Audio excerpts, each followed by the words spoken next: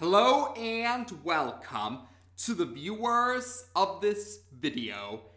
This is the Orange Fan here, bringing you another entry for the episode Recap and Thoughts category. This video will be dedicated to the B segment of episode 6 of Codename Kids Next Door, Operation A.R.C.T.I.C. We begin this segment with number 1 providing a narration regarding the Kids Next Door's objective for this particular mission.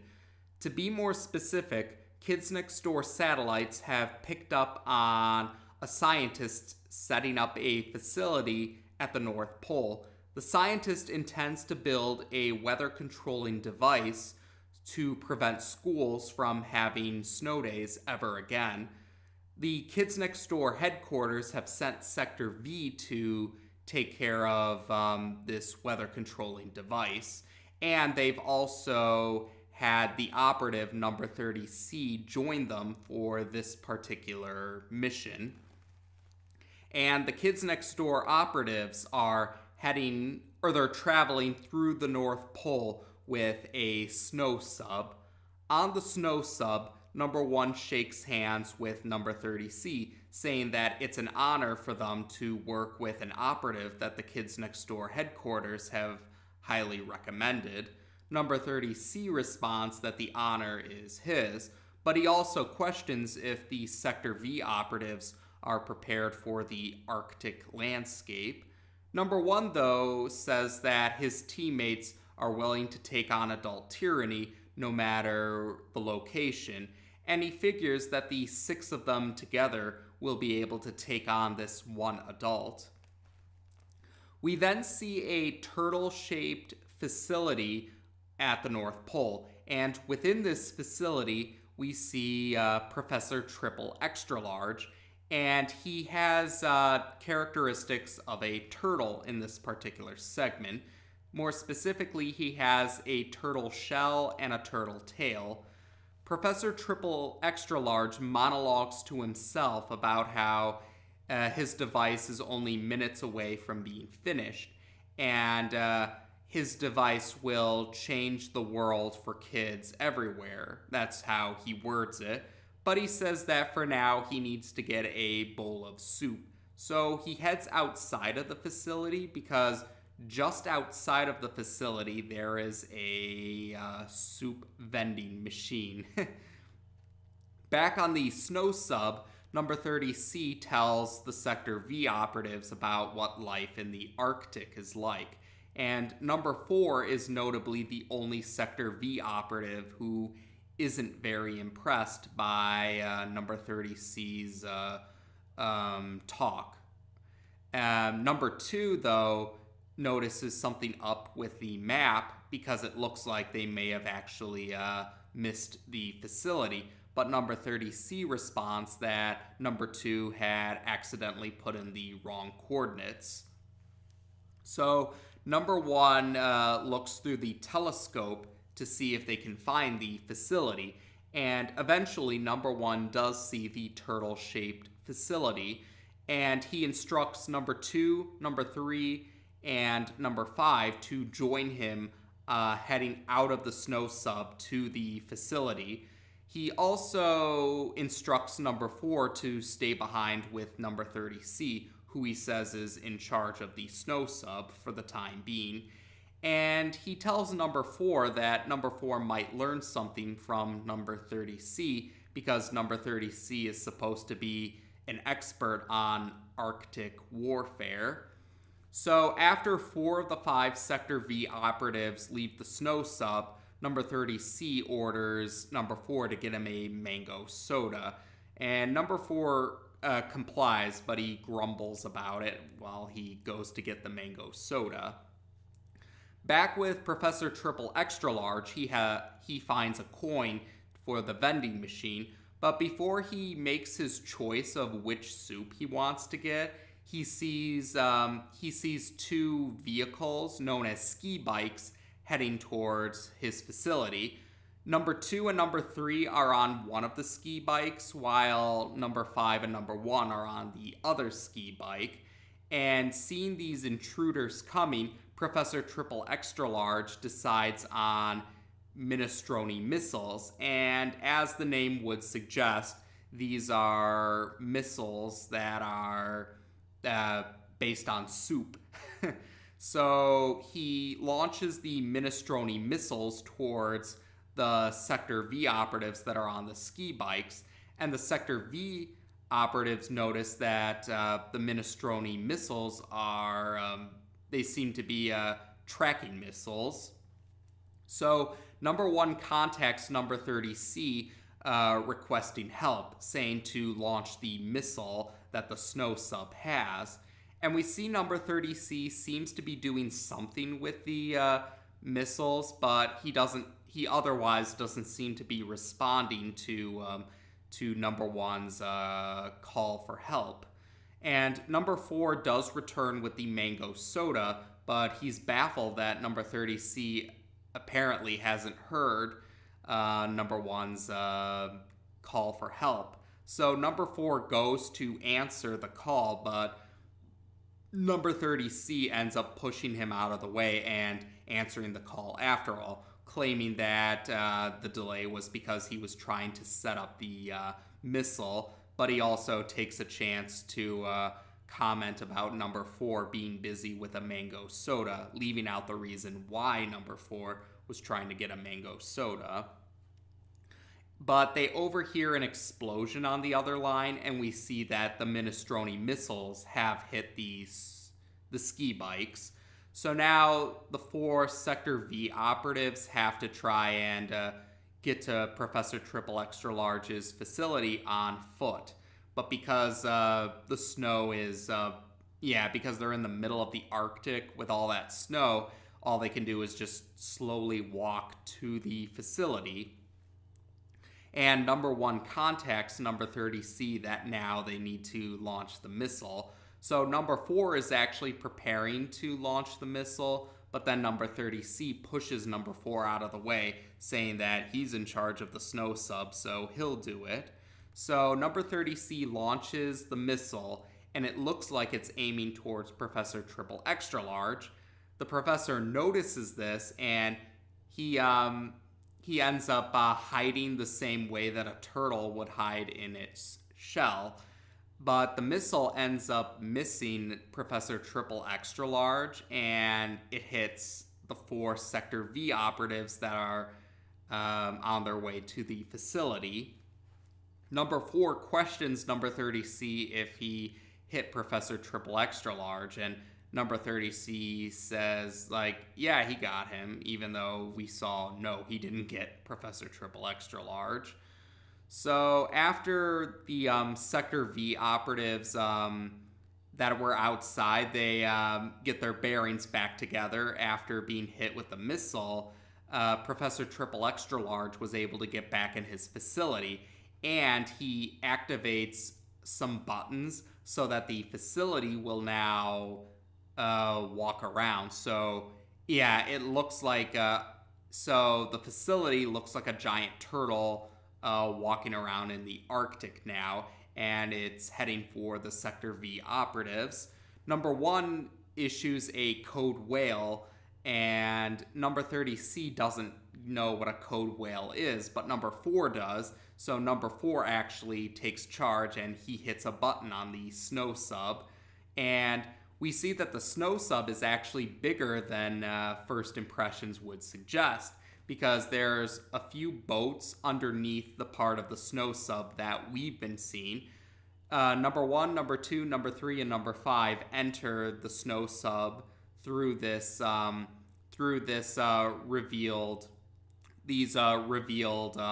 lower levels of the snow sub. But it looks like the turtle facility is still bigger than the snow sub.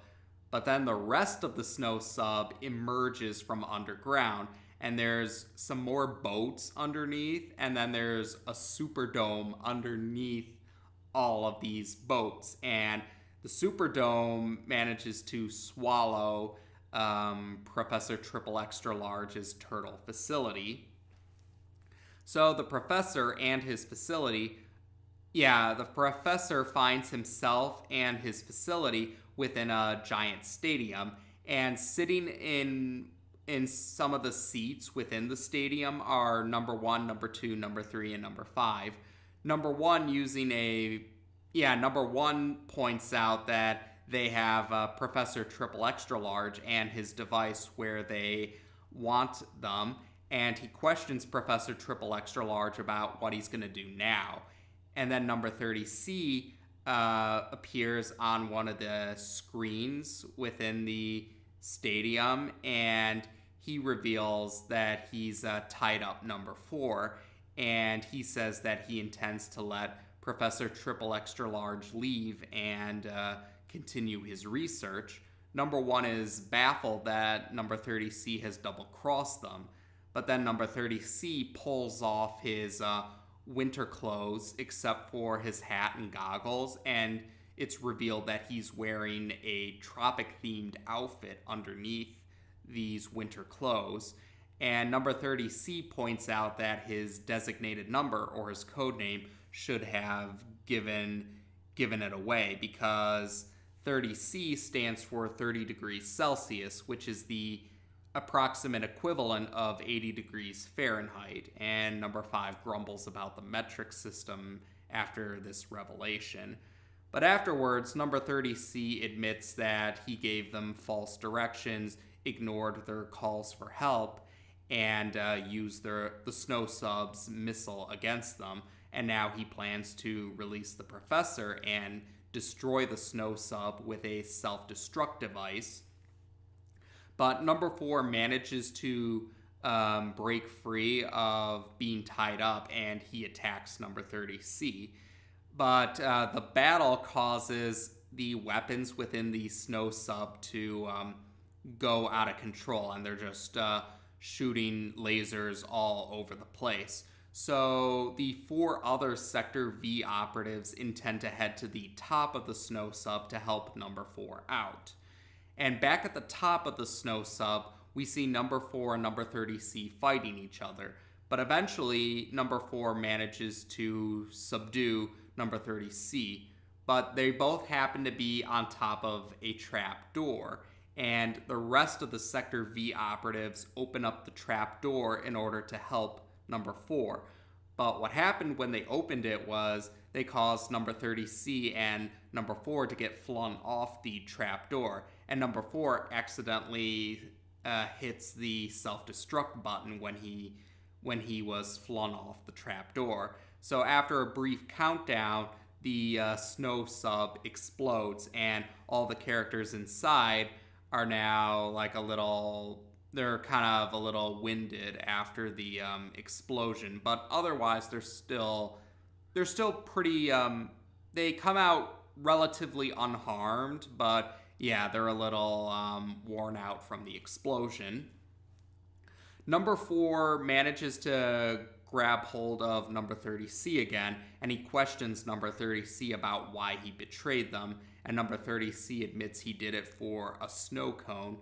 But Professor Triple Extra Large clarifies not just a snow cone, the perfect snow cone, and we find out that's what Professor Triple Extra Large was doing at the North Pole. He was doing research for the perfect snow cone, and he questions why the kids next door have ruined his research. Number 1 manages to stumble out an answer that they thought he was building something else, and Professor Triple Extra Large questions what did they think he was building in a facility in the North Pole, and number 1 finally admits they thought he was building a weather controlling device. And Professor Triple Extra Large actually takes this answer pretty well. He cheerfully laughs about it and clarifies that the weather controlling device is actually the project of a scientist named Bob, and he even points him to the direction of Bob's facility. The facility is just over a nearby hill. So now we see a walrus-shaped facility. This is Bob's facility, and the segment ends with Bob monologuing to himself that it's only minutes away before his project is complete and his plan to prevent schools from having snow days again. So this segment stands out for 2 particular reasons. The first reason is this is the segment, or the first purely exclusive Codename Kids Next Door segment that features Professor Triple Extra Large, because Professor Triple Extra Large originally appeared in the Kenny and the Chimp pilot, which was the B segment of episode 1. But again, Kenny and the Chimp was intended to be a different series, and so this segment is exclusively a Codename Kids Next Door segment. So as far as purely Codename Kids Next Door exclusive segments go, this is Professor Triple Extra Large's first appearance. But following up with what I mentioned in the recap and thoughts video for Kenny and the Chimp, Professor Triple Extra Large does gain different animal characteristics or animal traits in his appearances. In this appearance, he has turtle characteristics rather than the lobster characteristics from the Kenny and the Chimp pilot. And the turtle characteristics actually are the characteristics that appear the most, or Professor Triple Extra Large takes on the turtle characteristics the most of his various different animal traits. So we'll be seeing the turtle characteristics again, but we will also be seeing other animal traits in other segments. We'll cross those bridges when we eventually get to them.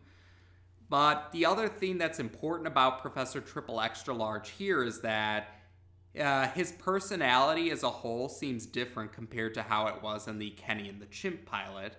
Because in the Kenny and the Chimp pilot, he came off as a bit more antagonistic or more, malicious. And and his whole thing was that he collected deadly diseases, and he even admits that he doesn't really know why he collects these deadly diseases.